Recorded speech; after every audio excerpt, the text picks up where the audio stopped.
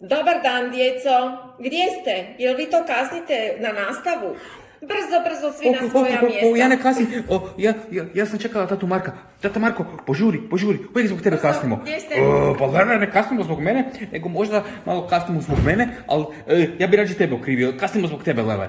Pa to nije istina, to nije istina. Učiteljice, evo me. Dobro. Sjedite na mjesto i tišinu molim. Može. Dobro. Danas ću biti jako stroga, jer sam i ljuta. Neko me je jako naljutio. Ko vas je naljutio, učiteljica? Ko vas je naljutio? Nije bitno, nije bilo u školi, ali nema veze. To nije fair.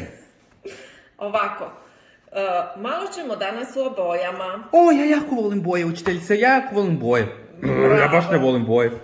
Lea voli sve na nastavi. Ona je jako dobra curica. Ona će mi znati reći, ona je sigurno vidjela poslije kiše na nebu šta se pojavi.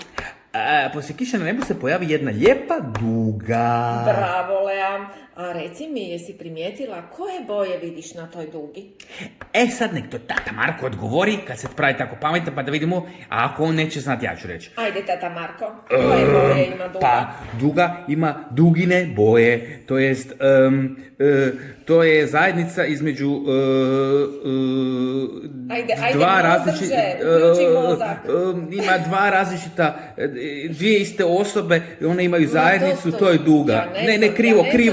Krivo, ne znam, krivo. Molim te, reci. Tata Marko, duga su boje. Imaš zelenu, imaš plavu, imaš lijepo žutu, imaš naranđastu, imaš ljubičastu, imaš sve lijepe bojice. Bravo, Lea. Hvala učiteljice. Odlična učenica. Bravo, sad ćeš dobiti jednu veliku peticu. A tata Marko niš ne zna.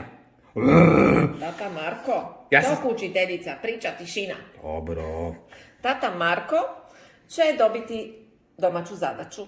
Morat će malo proučiti dugu i boje koje se nalaze. Dobro, ja ću proučiti, ali ne obećam da ću naučiti. Ako ne naučiš za drugi put, slijedi velika jedinica. Oh no, tata moraš naučiti. Ali ja ću dobiti peticu, to sam već rekla. Da. A ja svoju peticu neću dijeliti sa Tomarkom, ali mogu mu pomoći da nauči.